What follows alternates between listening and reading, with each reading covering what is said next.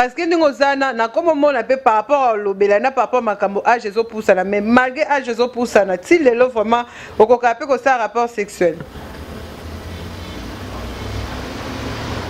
ngala betaka normalement na komaka tina deux coups soki ya kopema soki ya enchaînement moko ezali wana ezangaka te ya mopepete ya kobota mpona botaka bapeti ya kini mpe non nasilika parce que la plupart ya bachroniqueuse wana moko alinga kogarde zemi yanga aza te bango tu balongola mpona soni kenga naza le plus âgé yango na bayela bango. Ah bon? Na wadol pas aka nango? Oui. Wadola longola, si je ne me trompe pas, 3 ou 4. Ah bon? Wadola longola 3 ou 4 zeminayo. Tu confirmes? Ozo reconnaître quand même que tu son talango. Ngala naza mobali ya bandumba.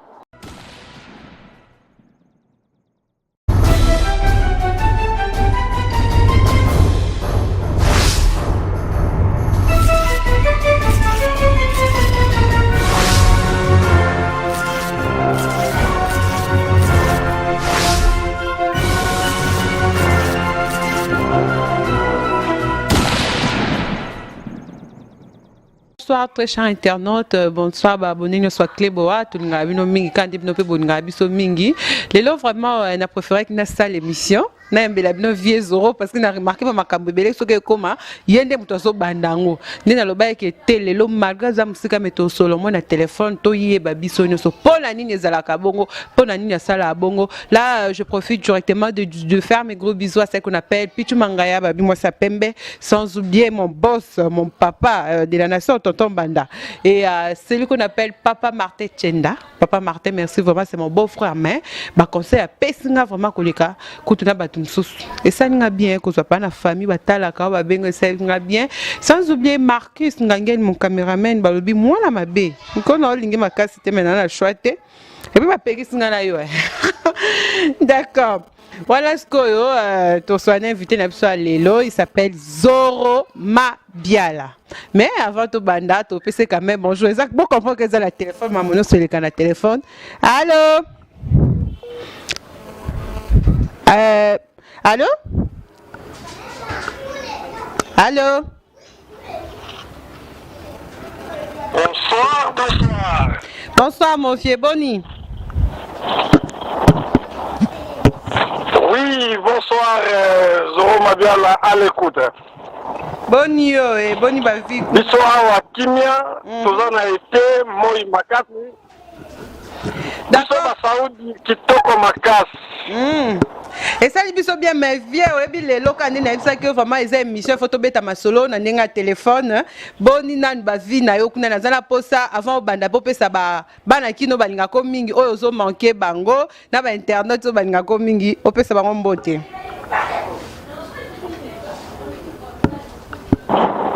na pesi bango ba salam ya to vient na bango ya bogar ye moko na point donc mingi ya kolobeza te voir oyo mutakopia kango te lobeli oyo ezalaka ya big boss Zoro Mabiala donc là wana donc ba question eza ya yo ba réponse ya ngai toeka c'est bon vieux Zoro nengana yeba vraiment yebisa biso en vérité les news des stars ezalaka ya yo to ya Marie-Laure Mwaka banda kala na yebisaka bino fale boyeba nani alekaki na nzela kolinga boyeba te nani atongaki nzela ozomona namonaka na kini kuna bozalaka na Safricat bozalaka na Seaza soki basosiete oyo esalaka banzela wana yo linga oyeba nani alekaki awa donc nga nalekaki wana me kolinga oyeba te nani asalaki nzela leka na yo kaka na nzela si basalaki wana eza kindoki peut-être question wana okotuna ngo na jo ya théâtre aza na kunki na nsima kipekapeka parce que ye kunki emonanaka makambo ale nyonso eza ya kindoki okondi bakindoki ndenge nini On peut se poser aussi. Parce que question n'a pas de sur Marie-Laure. Marie-Laure a la borne na yo toté.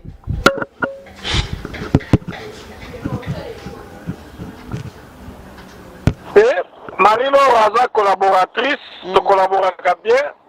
Na lancé du terre, tu as na bisope, tu koma mutumoko, na cadre ya 1 plus 1 thème, ah oui, na cadre kaka ya likopa. Donc, mais il n'y a pas photo quoi à côté love. Ah, pire petite sœur. Ngala na mukara menanga, oya l'équipe tous les bandits, les combos naïe, cheval blanc, cheval sans tache. Il y a la âge na ya sokola na piscine. Koleka kutu bino ba chronefoite. Ah, tu sais comment on a un cheval blanc dans ma beauté, ma PC comme moi cheval. Non, parce qu'il y a un banduta, ndenge ba. Eh bon, on a zala banduta, oh yo bien zala banduta. Kata ye, aza sans tache. Non, on a zala banduta, oh yo bien zala banduta. Olobi na yo kike. Na bien on a moi zala banduta parce que rolo ba ke no aleki ba chroniqueuse nyoso to boyita za mwasi na yo il faut kumisa menengi na yeba. Siko pwani nyolo ba ke no asokola na piscine na age ne wana zala banduta te bon na ngo zala banduta.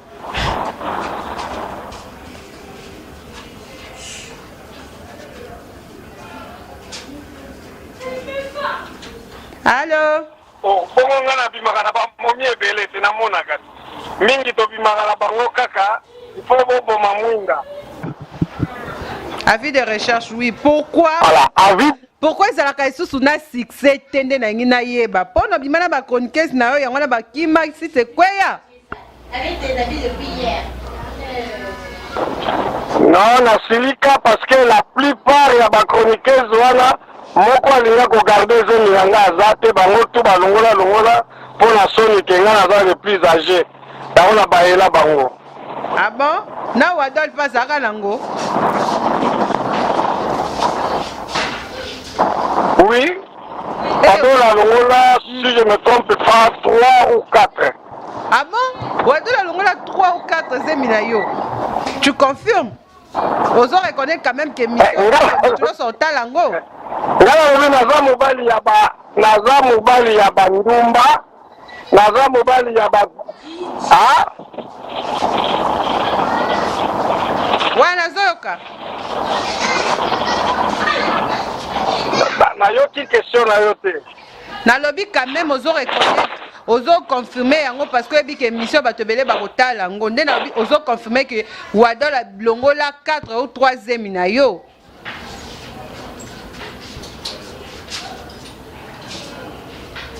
Oui, mais nga mutu na zolo ba te. Ekoleka na club wa non? Oui. Oui. Kasi na zolo ba. Siko bina bolingaka nini babombaka vérité eza munduki non soki bolobi yango nde ekomboma bato no eza ya solo makambo eza ya solo bolobaka na France passé ne revient plus elekaki akotinana mpe ménopause te akocontinue akobota ata na chaque Congo mpe aza nano na mabota Biboy banda olia frappe epai ya papi kankol opibliaka lisusu makambo ya linda te pourquoi conséquence ete ya yo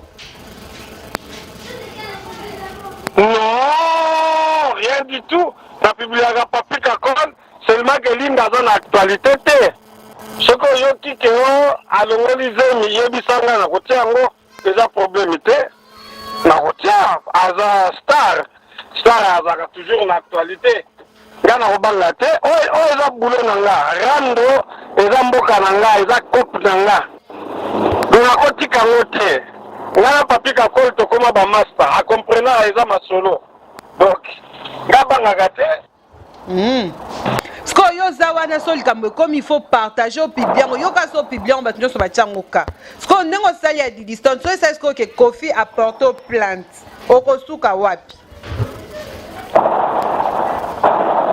nga nayebi kosamba ntango bakokota na page bakomona 40e personne oyo nazalaki mpona kopartage yo sikoyo lokola oza konifuati ifo oyebaka bamasolo oyo moto oyo apiblie neti yo makambo oyo tozosala na yo moto okopiblie parceke video eza ya yo moto ozosala video publication ya liboso eza ya yo bato oyo bakopirate yo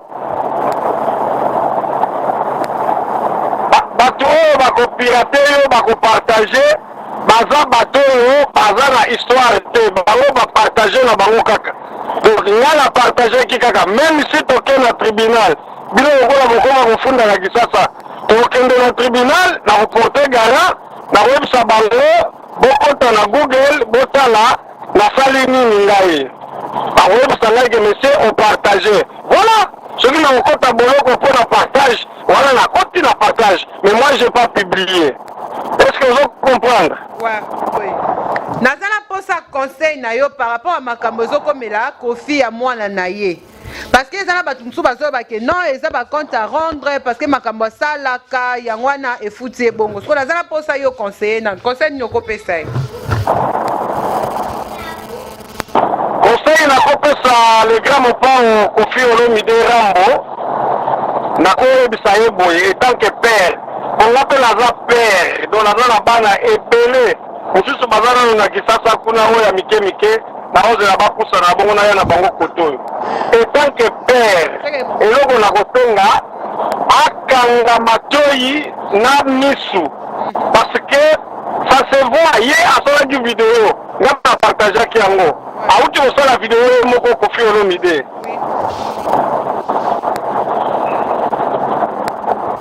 auti kosala video moko Rambo alobi ke sozi elingi koloba na lingala donc kopi bazwi elongi ya moto oyo bakokana lokola batimba ye nzuzi lokola bamapasa mais ye moko Kofi azo reconnaître ke eza mwana na ye te pourquoi esala ye pasi laisse tomber bato mayele bayebi omonaki Marie-Laure asalaki video alobi ke eza faux biso moko tosalaki baanalyse eza faux eza ye te ozomona ezomonana alei ni comme ça ke eza ye te biso tomesure masoko ya Didi Stone ntango alataka bilamba tomesure masoko ya mwana oyo tomesure mabele totali ozomona et puis même bajour na bango oyo tobaka matama eza différent malgré pipe wana azalaki kobenda pipe ya jo wana mais en tout cas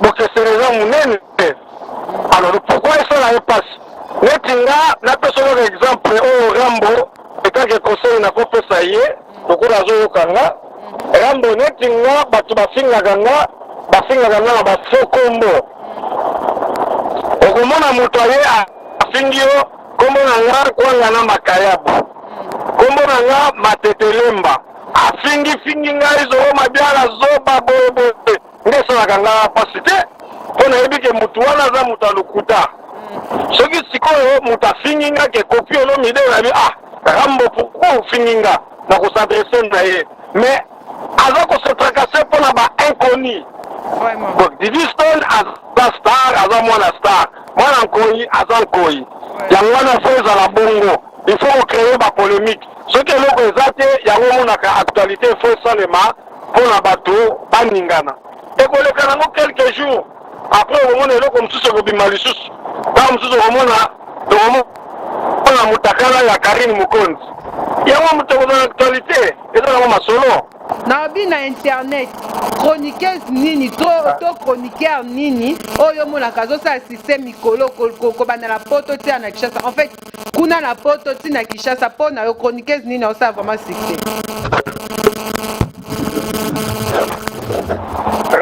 Rafina Tumba ça c'est sûr Rafina Tumba zo cartonné abasala bakwenda butuka Rafina Tumba asololaka na Werason asololaka na JB asololaka na Fabregas asololaka na Kabose mbwa mabe donc asololaka na bato nyonso par contre bino na bakonfrati mosusu baza na bato bino bokotaka mpo na bango te donc yo baza na top niveau pole position eza Rafina Tumba nakuti na lela petite wana Rafina Tumba aza championne parce que Afini Tumba akotaka partout, akotaka na bandako ya bamusicien. Donc yango wana tokumisaka ye tomonaka ye ke aza vraiment chroniqueuse la meilleure. D'accord, merci beaucoup pour la réponse. Voilà. Merci beaucoup. Mais viens autant la vidéo moboé ba publier ba bino oza PD qui PD na o monani na oye baté yom tobeta masolo lo bino basi bazana bazemi na yo mais qui PD sous ce ou tu pour ni pe ka ba soupçonner qui PD. Double sim pe za la kati. Non, c'est pas non pose on dit mano ka donc on a no confirmer no malgo beta libanda koto mais on a no pe double sim. C'est quoi bino bolinga bato soki baye bakosi bino na TV après sikoyo bino bosepeli ngam nazoloba na ngai sikoyo olingi na ye kola lukuta oyo olingi na ye ko omo teke na sepeli po ba réponse non lo baka vérité. Oui. Sikoyo ngai jar nangeza wadanga na baka vérité. D'accord, merci beaucoup. Mais vieille bisanga non ko pona yo.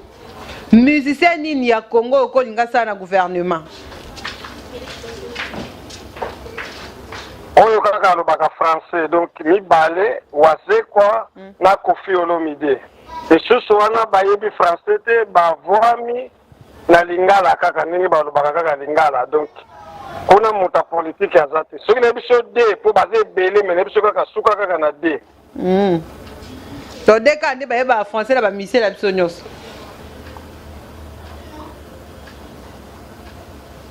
bango tu oyo mosusu si bakufa baze bokuli bazalaka su te wana tokolobela bango te tozobala oyo baza na bomoi wana nazoyebiso ya sikoyo atonga na banda miziki banda kala donc nayebi après naye kokoma chroniqueur nakomi producteur nayebi bango même Défunt Madilu ayebaki français te alobaka à cause de Luambo je suis comme ça oli aloba grâce à Luambo je suis comme ça français za boulot.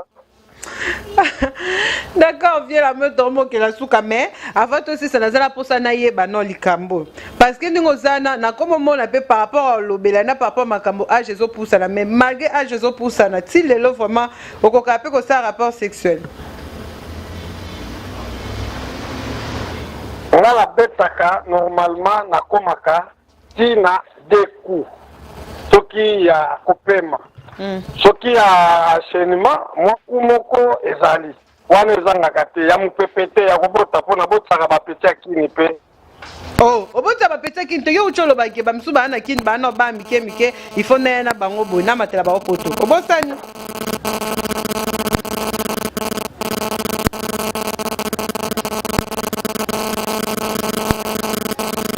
non nalobi bongo te naza na bana baza nano ya mike baza kuna na kini bana oyo ya nga oyo nasia bazemi bana ya babebe donc bana na nga baza nano mike po basilisa baklasse après naye na bango awa c'est comme ça j'avais répondu.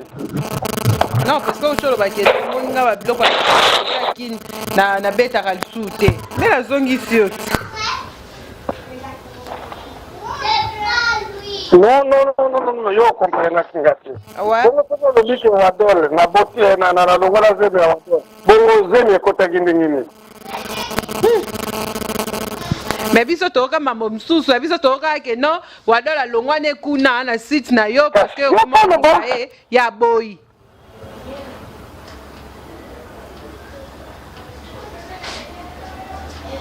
Parce que aboyi ni. Alongwa site na parce que yo linga ya boya. Aboyi ndenge parce que nga na beauté ko le cahier. Tala wadole ni azali talanga na leki na beauté. Aboyi nga pona nini? Pourquoi profiter na? Soka beauté nga. Ah? You know wadole leki mninga kitoko na bata vérité pour na ebité.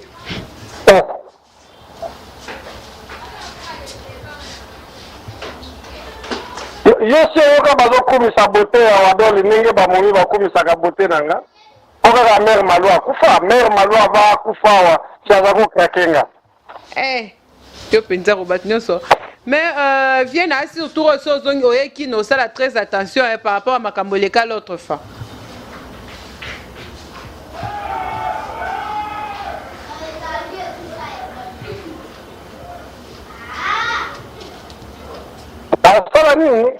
Touro naebi ke soko e touro sala ozala mpe virgula par rapport à Makamboleka qui po yo o publiano makamomona ka nyoso eyaka yo obanga no mutute ozala après obimsa nyoso yela ko la mutu nena obi touro na bato publier pe touro soko e foza moi maele.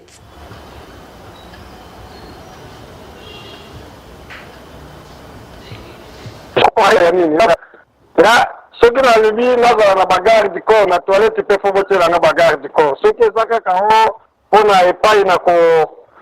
Ce qui est épargné na banagotambola, ça sert à rien. Parce que la babisika, la bagarre du corps, va comme magaté. Tant on a nos quatre banzés, c'est quoi? Est-ce que la banokenge là? Ça sert à rien. On a un problème à moutouté. C'est Yoko, Boto va chéri quand c'est bon, comme la personne a sous émission à Bisso, moi mot de la fin par rapport il y a invitation de Ndimé quand même, malgré le téléphone des amis bingam au salle quand même effort il y a Loba, moi mot de la fin la salutation non. Il y a un mot de la fin pour vivre comme le Katshisekedi, la combattre record, donc comme on a 97 98. Donc on a le mot de la fin, le mot il y a fait émission à yo. Bah tu vas encore retenir nini kasi na passage dans une émission na ngai. Et là bakoki ko retenir kaka bandu baka vérité et ko sala aider ba mélomane. Et ko sala ba mélomane bandu baka vérité soki baye ba pesa ka position et ezali réel batu bandi ba. Soko tuninga na minute avant la vitesse na Congo, na musique ya Congo, on a fali. Mais na dit que bato baboya menga na lobi évangile c'est longa. Mais soko moto kwa le bako a roloba non. Mais si yo na auto ko awa yo na bébé J3, bozo potana pour la vérité en nzembo ya Caligula. Caligula ba yembela nga Kofi Olomide. Siko ko il faut beaucoup camoufler la vérité.